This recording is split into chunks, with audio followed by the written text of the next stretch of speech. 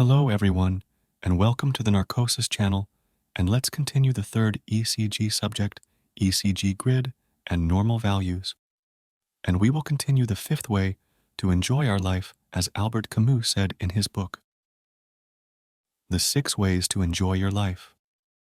What gives value to travel is fear. It breaks down a kind of inner structure we have. One can no longer cheat, hide, or retreat. One can no longer rely on little obsessions to keep going. In the last lectures, we have talked about the ECG grid and the normal PQ and R waves. In this lecture, we will continue the normal values of the QRS complex.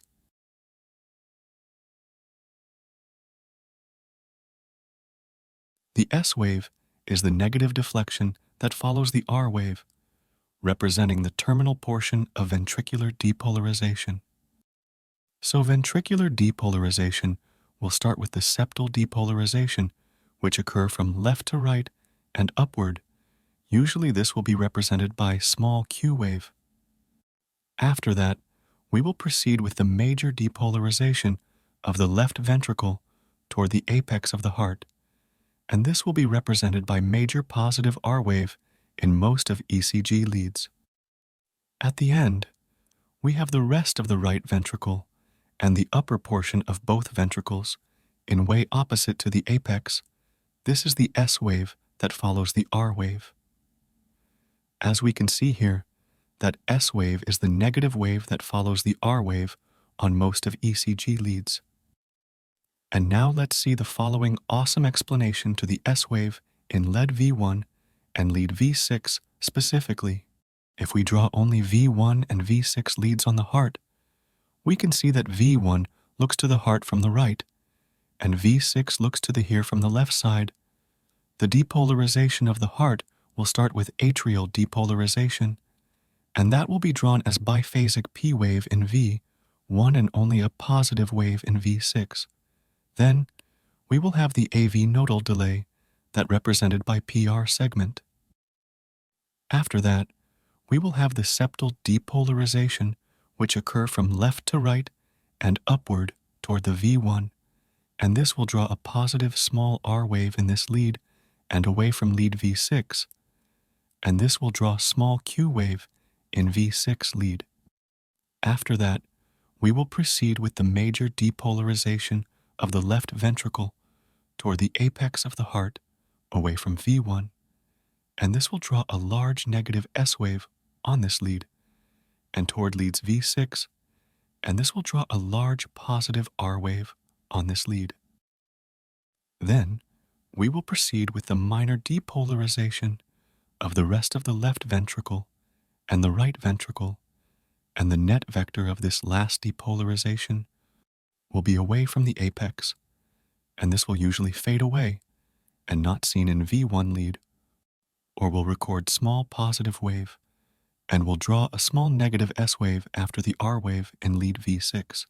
In lead V1, the S wave, while in lead V6, the S wave reflects right ventricular activation. Normally, the S wave magnitude is greater than the R wave height in lead V1,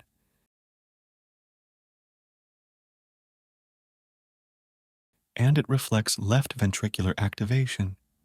And normally, the S wave is smaller than the R wave in lead V6. The normal S wave voltage in lead V6 does not exceed 0.7 millivolt or 7 small squares when ECG grid 1 millivolt equal to 10 millimeter in length, and it reflects right ventricular activation.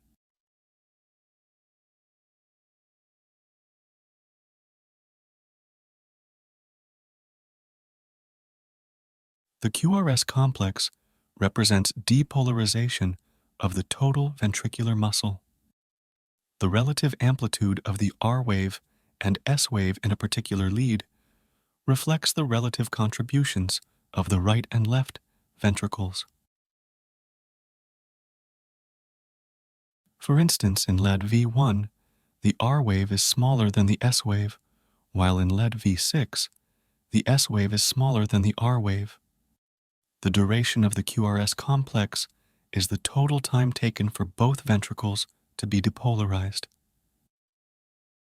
Since the right and left ventricles are depolarized in a synchronous fashion, the normal QRS complex is narrow, has a sharp peak, and measures less than 0.08 second, or 2 millimeter or 2 small squares, on the horizontal axis when ECG grid, speed equal to 25 millimeter per second and less than 2.5 millivolt, or 25 millimeter, or 25 small square, or 5 large squares in vertical axis, when ECG grid 1 millivolt equal to 10 millimeter. So we have finished the ECG grid and the normal P wave and the QRS complex values, and we will continue our talking about the normal ECG values in the next videos. And now let's jump to the question of this day. When QRS complex become wide. Thanks for watching.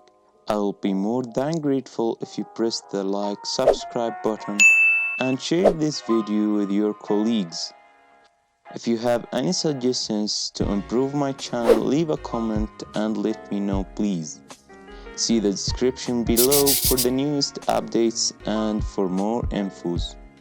Also, don't forget to follow us on other social media sites. Keep your narcotic dose and good luck.